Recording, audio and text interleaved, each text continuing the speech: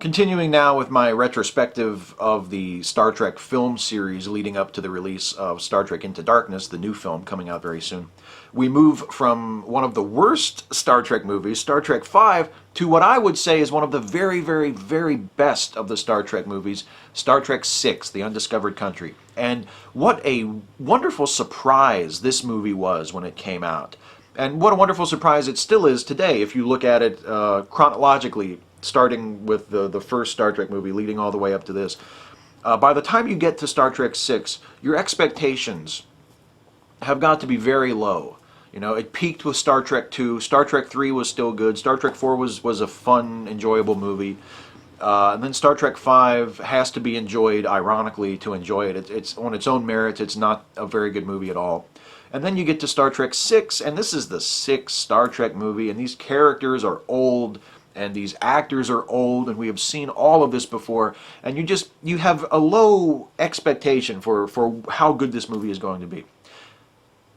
And that's what makes it so thrilling, that Star Trek VI is such a return to form, and a return to form in so many ways. It, in many ways, is, of all the films, of all the Star Trek films, it is the most like the original series in terms of its story, in terms of its voice, in terms of the way it presents its themes, its political commentaries, and there are political commentaries in Star Trek VI, and in the way it returns to one of the most resonant themes of the best of the Star Trek films, Star Trek II, which is the aging of the characters, the passage of time. The passage of time, the inevitability of retirement and death, was a huge part of Star Trek II. And then it was mostly forgotten about for 3 and 4 and 5. And now in 6 we return to that theme in a very, very apparent, powerful way. Once again, that idea of the aging of the crew, and these people reaching the end of their lives, or at least the end of their careers in Starfleet, is very much at the forefront of what Star Trek VI is about. And it's probably not a coincidence that Star Trek VI, like Star Trek II, is directed by Nicholas Meyer, who I say again is the best Star Trek director that there has ever been. He directed the two best Star Trek movies of the original series, Star Trek II and this one, Star Trek VI, both of which he also co-wrote. He also co-wrote the script for Star Trek IV, which is another high point in the series. He's a guy who is not a Star Trek fan, but who knows how to make a good Star Trek story. And part of the key to his success as a creator of Star Trek is that he's not too close to it. He's not a nerd. He's not a deep lover of Star Trek. And he can see it with a bit of perspective, with a bit of separation, and he can see what makes it work. And in Star Trek VI, he creates a Star Trek story that really, truly makes it work. It is in many ways a meat and potatoes Star Trek story. It's very basic, and it's the kind of story that you could have imagined being told, maybe on a smaller scale, in the original series. And it's one of the only Star Trek films that you can really honestly say that about, and mean it as a compliment. Not mean it in the sense of, oh, it feels like a 2-hour TV episode, because that is a criticism that you would not want to hear if you were making a Star Trek movie, but more in the way that it evokes the character, and it evokes the voice, and the viewpoint of that original Star Trek series that so many people found so attractive, in a way that no other film in the Star Trek film series does. Here we have that combination of pulp adventure and interest in character and allegorical, political, or social commentary that we find in some of the best episodes of the original series, like Balance of Terror, or like A Private Little War, or Errand of Mercy, where all of these three elements come together in very satisfying, entertaining ways. You have the big pulp adventure story. You have issues that are really serious for these particular characters, decisions, choices that have to be made that affect their lives, that tell us who they are, and you also have the political commentary that is done in an allegorical way. It is not the same sort of political commentary that we saw in Star Trek IV that I mentioned, that was sort of a break from that form, where the political commentary was very overt. We were not told a story that was meant to stand for the issue of the environment and saving the whales. We were told a story that literally directly dealt with the environment and saving the whales in Star Trek IV. Star Trek VI is a story about the Cold War and about the end of the Cold War between the United States and the Soviet Union. And it's very apparent that that's what it's about. The way the Klingon Empire is positioned as a failed state that now needs the help of the Federation in order to survive.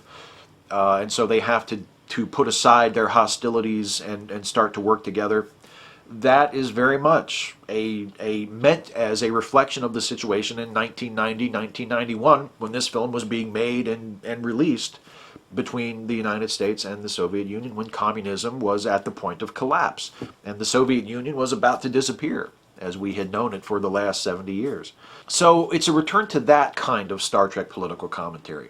And it works so well because all of those elements I mentioned come together in such powerful ways. You see the political commentary, the political story about the end of the conflict between Starfleet and the Klingons, used as an engine to drive the characterization of Captain Kirk. You see one of the most stunning moments of Captain Kirk in all of Star Trek, and probably my favorite Captain Kirk moment of anything, because it's the most raw and revelatory moment of Captain Kirk, where you really get inside of him and you really feel that he is a person and not just an action hero. When he and Spock are alone in that conference room, and Spock tells Kirk, we have to help the Klingons because the Klingons are dying, and Kirk says, "Let them die." That is, there's not any other moment in a Star Trek movie that is anything like that, that has anything like that kind of power, that kind of raw human drama to it. And it's a credit to Nicholas Meyer, and it's a credit to William Shatner and to Leonard Nimoy and to the writers of this film, that they were able to get that kind of serious drama out of a Star Trek movie that is not, generally speaking, to be considered serious drama.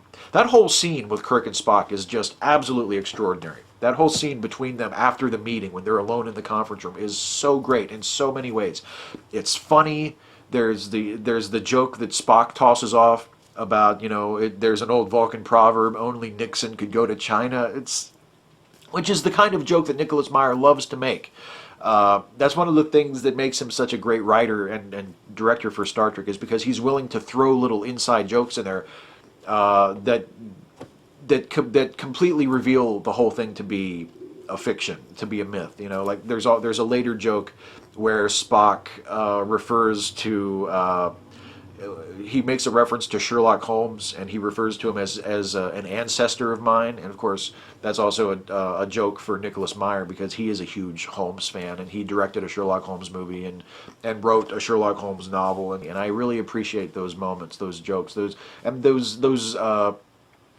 cues that even though there are serious things happening with these characters, and even though this movie does have a serious message to present, that overall Star Trek is not something to be taken super seriously. And in that remarkable scene between Kirk and Spock in the conference room, you have a little bit of everything in that. You have Spock's joke, you have a great tension between Kirk and Spock where their friendship is sort of brought to bear. Spock has kind of relied on that friendship, has relied on Kirk's trust in him to get him to volunteer for this mission, or to volunteer him for this mission without telling him what it was. You get Kirk's anger and bigotry, really, toward the Klingons, which is amplified by his remaining anger over the murder of his son by a Klingon in Star Trek III. Just an amazing scene. If everything other than that conference room scene with Kirk and Spock had been absolutely terrible, I still would probably have warm feelings for Star Trek VI. As it happens, the rest of the movie is also really quite good. It evokes Star Trek II in another very important way, and that is with its villain. It has an amazing villain, General Chang, played by Christopher Plummer, who is one of the very best Star Trek villains ever, of anything, in any incarnation, any film, any TV series. General Chang, for me, is right up there with Khan, with Q, with any great Star Trek villain you could think of. General Chang deserves to be right up there because he is so much fun. He is so dastardly. Christopher Plummer seems to be having such a great time playing him. And his relationship, his antagonism with Captain Kirk, it's very much like the antagonism with Khan. It's not exactly the same. I mentioned in my Star Trek II review that I thought it was significant, as a lot of other people have noted, that Kirk and Khan never actually were in the same room together. And there are moments when Kirk and Chang are in the same room together in Star Trek VI. They meet in person several times. But their ultimate resolution of their conflict is not in a fist fight. It's in a battle of wits, just as it was with Star Trek II when Kirk and Khan faced each other, and Khan was ultimately defeated. It wasn't Kirk beating him up and throwing him off a cliff like he did Commander Krug in Star Trek III. It was Kirk defeating General Chang by relying on his crew, just as he relied on Spock in Star Trek II. In Star Trek VI, Kirk relies on McCoy and Spock, and also Uhura and Scotty and their know-how and their knowledge to retrofit a torpedo that is able to detect General Chang's invisible ship and destroy it. Very reminiscent of Star Trek II, of having to outsmart the bad guy, not being able to just beam over and beat him up and overwhelm him with brute force, having to be smarter than him. That's very appealing to me. And after General Chang has been killed, and after the political plot to assassinate the Federation president and to restart the war with the Klingons has been foiled, after all of that, we get the wonderful ending where the crew is all back together and they have to face the reality that they are going to retire. The crew's, and this has been a specter that has faced them all through the film. We found out very early in the movie that the crew was about to retire. The ship was going to be decommissioned, and that this mission was their last time together. And in addition to that, there's the themes of having to face difficult change that are present throughout the film. The idea of Starfleet having to start to look at the Klingons as allies as opposed to enemies, and some members of Starfleet finding that very difficult to reconcile. That theme of difficult change is very, very present in Star Trek VI, as it was in Star Trek II, again, to harken back to that previous high point in the series, and that previous Nicholas Meyer film.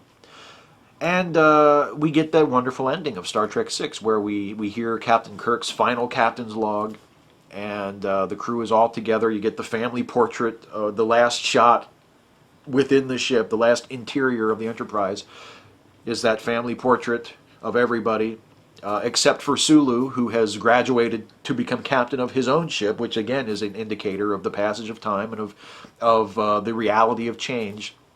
One of their kids has grown up and has flown the nest and has his own ship now. And then we see the Enterprise literally ride into the sunset. It flies into a star, and it's sort of enveloped in the light of the star.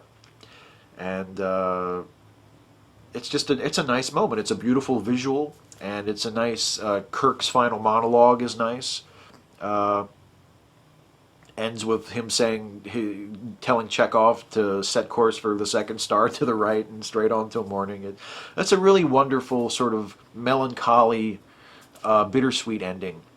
And again, as I said with Star Trek II and as I said with Star Trek IV, it would have been a wonderful place to leave these characters. It would have been a wonderful place. And it wasn't. I think it was intended as that. It was intended to be the last appearance of these characters, the last time we would see Kirk and Spock, etc. And it functions beautifully as that.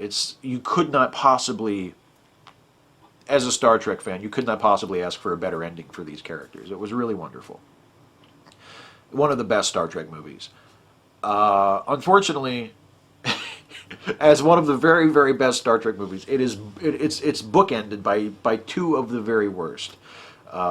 Star Trek V on one side and Star Trek VII, Star Trek Generations, as it is titled, on the other side. And we'll get to Star Trek Generations in the next video in this series, because after Star Trek VI, Star Trek Generations is quite a drastic drop. It's a bit like going bungee jumping with a steel cable wrapped around your legs instead of a bungee cord. It's jarring to say the least.